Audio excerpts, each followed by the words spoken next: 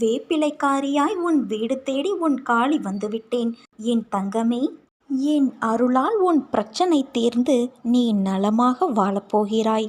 உன் கஷ்டங்கள் தீர்ந்து ராஜாதிராஜனாக ராஜ வாழ்க்கை வாழப்போகிறாய் குழந்தையே.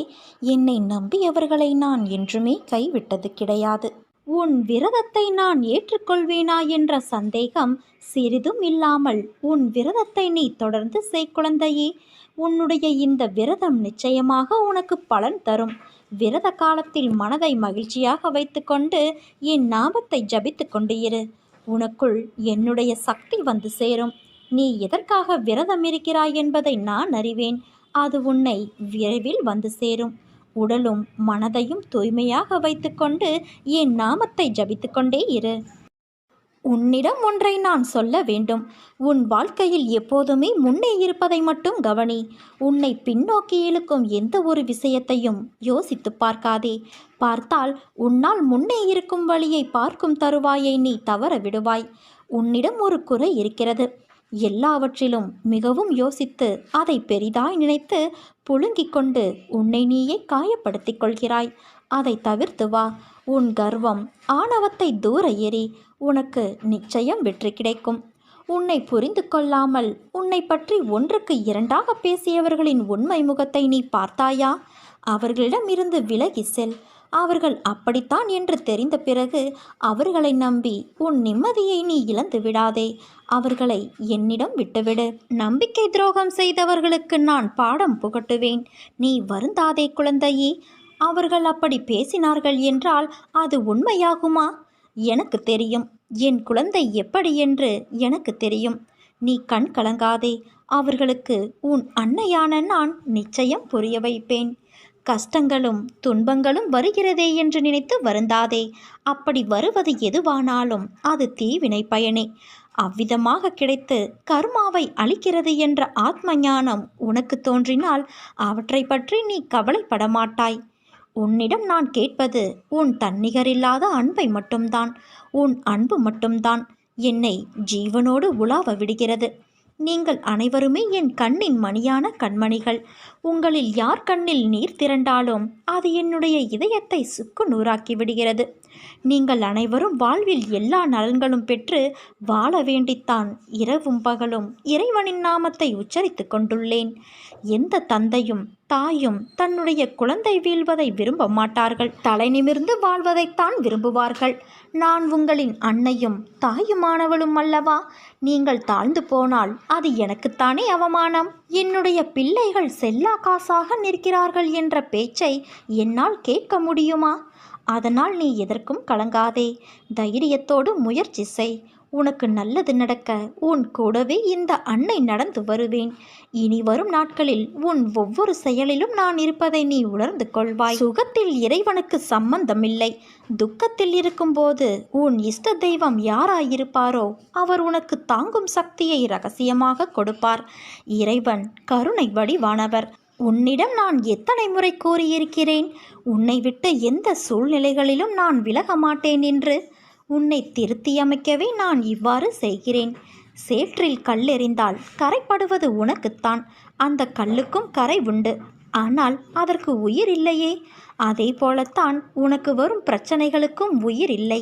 ஆனால் நீ அதை பெரிதாய் எடுப்பதால் தான் அதற்கு தேவையில்லாமல் யோசித்து உயிர் கொடுத்து கரை என்னும் சேற்றில் கிடந்து அழுது அல்லோலப்படுகிறாய்.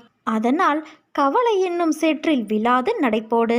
எல்லா பிரச்சனைகளுக்கும் ஒரு முடிவு இருப்பது உனக்கு தெரியும். எல்லா பிரச்சனையிலும் இருந்தும் நிச்சயம் நீ விடுபடுவாய். உனக்கு எல்லாம் சுகமாகிவிடும் குழந்தையே. உனக்கான வெற்றி காலத்தில் நீ நுழைந்து விட்டாய். உன் பலவீனங்களை உணரும்போது நீ பலசாலியாகிறாய். உன் உடலிலுள்ள குறைகளை உணரும்போது நீ அழகாகிறாய்.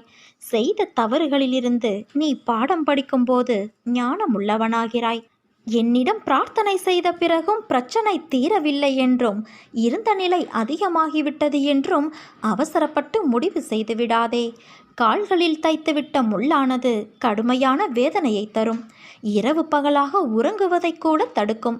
இதை அப்புறப்படுத்த வேறு முள்ளை கொண்டு தைத்த முள்ளை சுற்றி பல முறை குத்த வேண்டியிருக்கும். முள்ளை ஆட்டி பார்க்க வேண்டியிருக்கும். அப்போது வலி உயிர் போவது போல இருக்கும். ஒரே ஒரு முறை குத்திய முள்ளே கொடிய வேதனை தரும்போது அதை எடுக்க பல முறை குத்தப்படுகிற நிலையில் வலி கூடுதலாகும் தானே. ஒரு முள்ளின் வலி உனக்கு பாதிப்பை உண்டாக்க என்பதையும், பலமுறை குத்துவதால் வருகின்ற வலி அதை நீக்குவதற்காகவே அன்றி காயப்படுத்துவதற்காக அல்ல என நீ உணர்ந்து கொள். கஷ்ட நிவர்த்தி வருவதற்கு முன்னால் அதன் தொல்லை மிகவும் தாங்க முடியாத அளவு தெரியும். அன்னையே கைவிட்டு விட்டார், இனி யார் காப்பாற்றப் போகிறார்கள் என நினைப்பாய். பயப்படாதே. என் பக்தருக்கு துர்க்கதையை நான் எந்த நிலையிலும் பரிசாக தரமாட்டேன். எப்படியும் காப்பாற்றி விடுவேன். உனக்கு உதவிக்கு யாருமே இல்லை என்று நினைத்து நீ மனமுடைந்து நிர்கதியாய் நின்றபோது உன் கரங்களை இறுக்க பற்றியவள் நான். தனியாக இருப்பதாய் எண்ணி வருந்தாதே. எந்த சூழ்நிலையிலும் உன் அன்னையான நான் உன்னை கைவிட மாட்டேன். என்றும் நிழலாக இருப்பேன். உன் வாழ்க்கையின் அழகை நீ ரசித்துப்பார். அதை உணரத் தொடங்கு. அதில் இருக்கும் ரம்மியம் உணரும் வர்ணங்கள் கண்டு மகிழ்வாய். ஓவியம் என்பது நாம் பார்க்கும் கண்ணோட்டத்தில்தான் உள்ளது. வானத்தில் மேகங்களின் கூட்ட பயணிகளை சேர்த்துப்பார். ஒரு ஓவியத்தின் உருவம் உன் கண்முன் வந்து நிற்கும். எதையும் நாம் எடுக்கும் நினைவில்தான் உள்ளது. வாழ்க்கையின் சித்திரமாய் உன் நினைவுகள் இருக்க வேண்டும் என் பிள்ளைக்கு என்ற ஆசை உன் அம்மாவான எனக்கு எப்படி இல்லாமல் இருக்கும்? நான் ஓவியன். நான் உன் அன்னைதான். உன் ஓவியம் என்று ரசி. உன் வாழ்க்கையில் எத்தனை மைல்கள் கடக்க நேர்ந்தாலும் உன்னால் முடியும். ஏனென்றால் காற்றாய், தண்ணீராய், நெருப்பாய், நிலமாய், ஆகாயமாய் நான் உன்னை சூழ்ந்து, உன் இதயத்தின் துடிப்பாய், சுவாசமாய் உன்னை சுற்றி நான் வாழ்ந்து கொண்டு இருக்கிறேன். என் பிள்ளையான நீ நான் தீட்டுகின்ற ஓவியம். நீ நிச்சயம் பிரகாசிப்பாய். உன்னோடு நான் எப்போதும் வாழ்கிறேன், வாழ்வேன். என் கண்ணின் மணியே, உன்னை ரணப்படுத்திய அவமானங்களும் துயரங்களும் நீ வடித்த கண்ணீரும் என்றும் அர்த்தமில்லாமல் போகாது. நீ நம்பிக்கை, பொறுமை இழக்காமல் இரு. எல்லாம் சிறிது காலத்தில் மாறும். வாழ்க்கையில் நினைப்பது ஒன்று, ஆனால் நடப்பது வேறொன்று. ஏன் இப்படியெல்லாம் நடக்கிறது, எதற்காக இப்படி நடக்கிறது என்று புரியாமல் அதையே நினைத்து நீ கவலை கொள்ளாதே, பதற்றப்படாதே. துன்பத்தில் இருக்கும்போது அதை கண்டு ஓடாதே. துன்பத்தை கண்டு துவண்டு விடாமல் நின்று தைரியமாக எதிர்கொள். முதலில் ஒன்றை புரிந்து கொள் குழந்தையே. மற்றவர் மாதிரி அப்படியே நாமும் இருக்க வேண்டும் என்று நினைத்தால் அதில் நீ தோல்விதான் அடைவாய். என்றுமே நீ நீயாகவே இருந்தால் ஒருபோதும் தோல்விக்கு வாய்ப்பு இல்லை. எதையும் நினைத்து நீ பயப்படாதே. வலி, தோல்வி, ஏமாற்றம் இவைகள் எல்லாம் எல்லோர் வாழ்விலும் ஏற்படுவது இயல்புதான். அதை காரணமாக வைத்துக்கொண்டு நீ உன் கடமைகளில் இருந்து தவறாதே.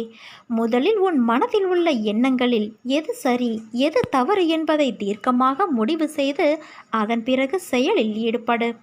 வாழ்வில் நீ சந்திக்கும் சூழ்நிலைகள் எதுவானாலும் மகிழ்ச்சியோ துன்பமோ அதை சமமாக பாவிக்கும் மனப்பக்குவத்தோடு நீ இருந்தால் உன் மனதில் தேவையில்லாத கற்பனைகளும் குழப்பங்களும் வராது.